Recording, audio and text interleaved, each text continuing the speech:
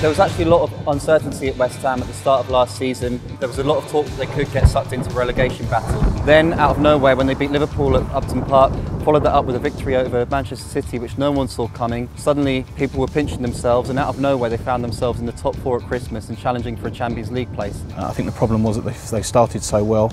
At one point they were third and Saka was scoring a lot of goals. I think that raised expectations, and there was a thought of finishing, if not in the top 6, then maybe the top 10. Didn't quite work out as planned in the end. Lack of squad depth saw them drop down to 12th. They died away in the second half of the season, probably sealed Sam Allardyce's fate. I don't think it was possible for him to carry on into the next season. I think 4 good years at West Ham, some rocky times with the fans, I think, which is ultimately what was the problem for him. His relationship with the supporters was never good. There was talk about Carlo Ancelotti, Jurgen Klopp, David Moyes, Marcelo Bielsa.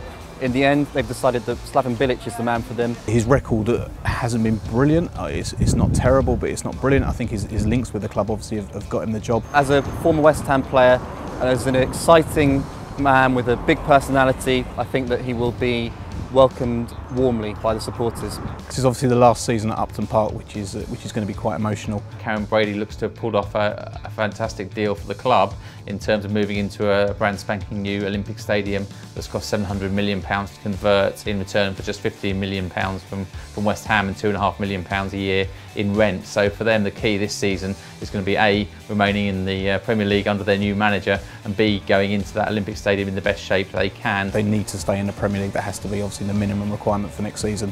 They can't start in the Olympic Stadium as a championship club. There's no doubt it offers a huge opportunity for the club. They've underlined that with some ambitious signings in the transfer market, and if they can pull off that move, it could be a real step change in the club's finances. As ever at West Ham, I think that one of the main areas is focusing on the attack. Andy Carroll got a knee injury in February which kept him out for the rest of the season. It's not quite clear when he's going to return. The basis of a decent squad is there. People like Cresswell was very good last season. Saka had a great start, kind of tailed off.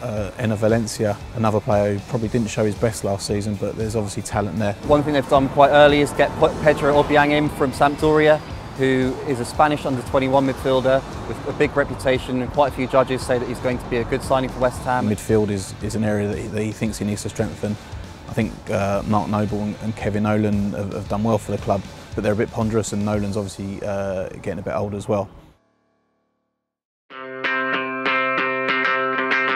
I think the reality is that when Alan Irvine was appointed last summer, it was a surprise, and most people expected Albion to struggle. It was one that was met with a little bit of bewilderment. We had serious reservations about his ability to coach at the top level. Nobody really could disagree with the decision to change manager near the turn of the year, which is what Albion did.